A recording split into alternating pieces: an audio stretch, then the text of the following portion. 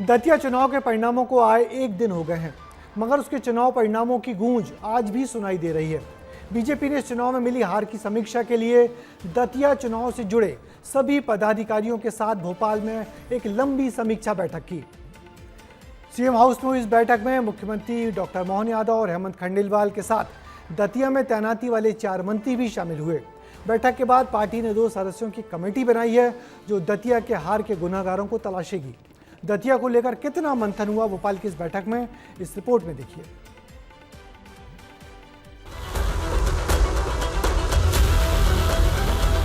दतिया की हार ने बीजेपी के जीत वाले चेहरे पर सवालों की लकीरें खींच दी। यही वजह है कि दतिया में हार हुई और भोपाल में हलचल मच गई। नतीजे आए और सीधे सीएम हाउस में बैठक हुई। बैठक प्रदेश अध्यक्ष हेमंत खंडेलवाल और सीएम मोहन की अध्यक्षता में हुई। उपचुनाव प्रभारी भारत सिंह कुशवाहा, प्रदेश महामंत्री राहुल कोठारी, डिप्टी सीएम जगदीश देवड़ा, मंत्री राव उदय प्रताप सिंह, राकेश शुक्ला, बीजेपी उम्मीदवार आशुतोष तिवारी समेत करीब 2 दर्जन नेता मौजूद रहे। बैठक में हार के कारणों, संगठन की भूमिका, भीतरघात की शिकायतों और भविष्य की रणनीति पर भी चर्चा हुई। समीक्षा बैठक खत्म होने के बाद आशुतोष तिवारी से अकेले भी 1-to-1 चर्चा हुई। करीब 1.5 घंटे चली इस बैठक में सरकार ने 2 सदस्यों की समिति का गठन किया है। इस समिति में बीजेपी प्रदेश महामंत्री गौरव रणदीवे और बीजेपी के वरिष्ठ नेता अंबाराम कराड़ा हैं। दोनों दतिया पहुंचकर हार की समीक्षा करेंगे। चर्चा तो ये भी है कि जांच के बाद दतिया की पूरी जिला कार्यकारिणी को ही भंग किया जा सकता है। एक और बीजेपी अपनी हार पर मंथन कर रही है, हार के पीछे की वजह निकालने की कोशिश कर रही है, तो वहीं दूसरी ओर बीजेपी के नेताओं में इस हार का साइड इफेक्ट देखने को मिल रहा है। पूर्व मंत्री यशोधरा राजे सिंधिया ने एक्स पर पोस्ट कर लिखा कि आत्ममंथन का समय है, तो वहीं कई बड़े नेताओं का भी बयान सामने आया। चुनाव का कोई बहुत ज़्यादा महत्व होता नहीं है, पर फिर भी हार होती है, जीत होती है।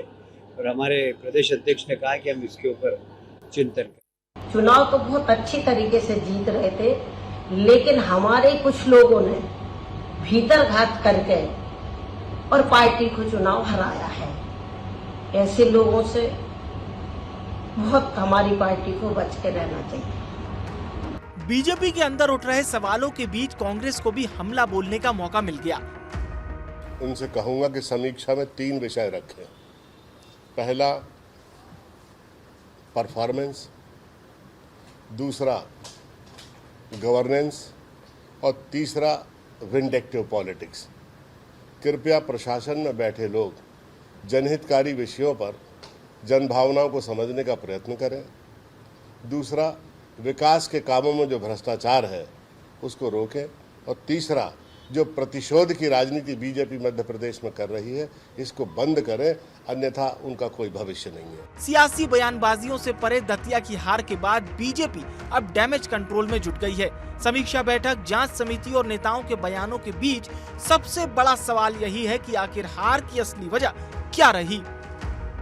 2 सदस्यीय समिति गठित भी कर दी गई है। अब सवाल इस बात को लेकर है कि समिति जांच करेगी, उसके बाद इस रिपोर्ट से दतिया बीजेपी में जिला कार्यकारिणी में बदलाव होगा या फिर भीतरघात और पार्टी के विरोध में काम करने वाले कार्यकर्ताओं पर बड़ी कार्रवाई भी देखने को मिलेगी। कैमरा पर्सन नागेंद्र के साथ रंजना दुबे, विस्तार न्यूज, भोपाल।